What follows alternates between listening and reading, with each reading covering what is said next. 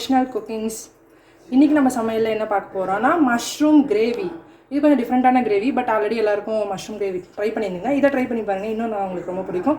இதுக்கு நான் ஒரு கடாயில் ஃபஸ்ட்டு நெய் விட்டுருக்கேன். நெய் சூடானதும் 3 டேபிள் ஸ்பூன் கடலை மாவு, 1 டீஸ்பூன் சில்லி பவுடர் போட்டு நல்லா வாசனை வர மாதிரி வறுத்து வச்சுருக்கேன். இங்கே நான் ஒரு 1/2 கப் கர்டு எடுத்திருக்கேன். 1/2 கப் கர்டில் ஒரு 1/2 டீஸ்பூன் டர்மரிக் பவுடர், கொஞ்சம் சால்ட்டு, ஒரு 1/2 டீஸ்பூன் கொரியாண்டர் பவுடர் போட்டு நல்லா மிக்ஸ் பண்ணிக்கிறேன். இந்த மிக்ஸில் நம்ம வதக்கி வச்சுருந்த இந்த மசாலா பேஸ்ட் இருக்கு இல்லையா, gram flour and chilli powder, அதை ஆட் பண்ணிக்கணும். போகிறேன்னு சொன்னாங்க. இப்போ நம்ம இந்த மசாலாவை அதில் ஆட் பண்ணிக்கிறோம்.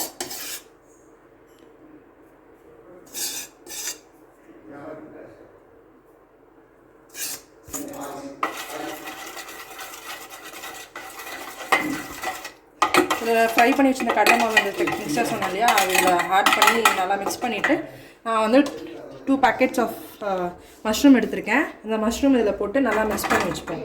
இதை மிக்ஸ் பண்ணி இது 20 மினிட்ஸ் மேரினேட் பண்ணி சோக் பண்ணி வச்சிடணும். அதுக்கப்புறம்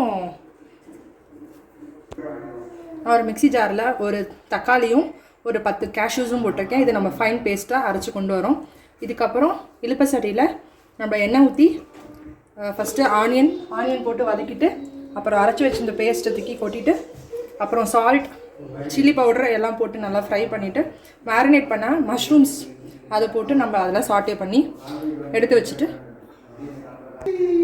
இப்போ நம்ம மசாலாஸ் ஃப்ரை பண்ண பேன்லேயே கொஞ்சம் எண்ணெய் விட்டுருக்கோம். எண்ணெய் சூடானதும் மேரினேட் பண்ண மஷ்ரூமை போட்டு ஒரு 5 மினிட்ஸ் சாட்டே பண்ணி எடுத்துக்கலாம். ஸோ இப்போ மேரினேட் பண்ண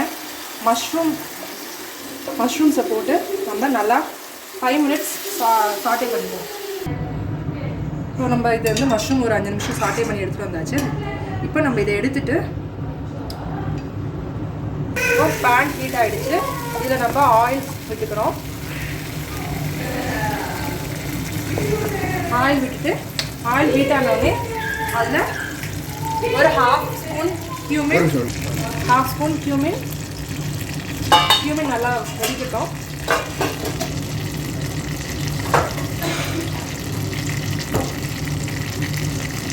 ஆனியன் கட் பண்ணி வச்சுருக்கேன்.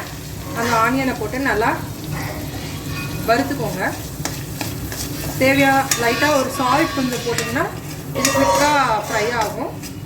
ஆனியன் ஃப்ரை ஆனதும்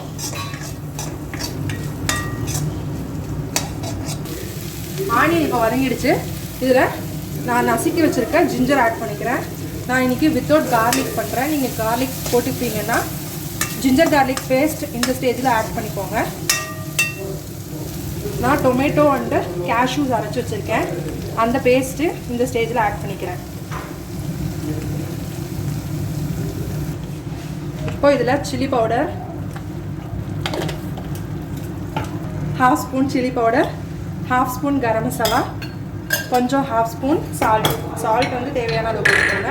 சில்லி பவுடரும் உங்களுடைய காரத்துக்கு ஏற்ற மாதிரி போட்டுக்கோங்க. நான் காரம்லாம் கம்மியாக தான் போட்டிருக்கேன். உங்களுக்கு எவ்வளோ காரம் வேணுமோ அதுக்கேற்ற மாதிரி போட்டுக்கோங்க. இதை போட்டு நல்லா மிக்ஸ் பண்ணி விட்டுட்டு கொஞ்சம் இது ஃப்ரை ஆகட்டும். பாருங்கள், இதில் கொஞ்சம் எண்ணெய் பிரிஞ்சு விட ஆரம்பிச்சிருக்கு. இதுதான் இந்த ஸ்டேஜ். இப்போ நம்ம மஷ்ரூம்ஸ் இருக்கு இல்லையா, மஷ்ரூம்ஸ் அந்த ஃப்ரை பண்ண வச்ச மஷ்ரூம்ஸ் எல்லாம் ஆட் பண்ணிக்கிறோம். காரம் செக் பண்ணதுக்கப்புறம் நம்ம இதில் சில்லி பவுடர் போட்டுக்கிறோம்.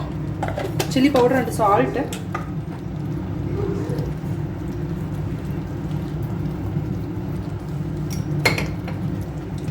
இப்போது பார்த்தீங்களா எவ்வளோ க்ரீமியாக இருக்குது.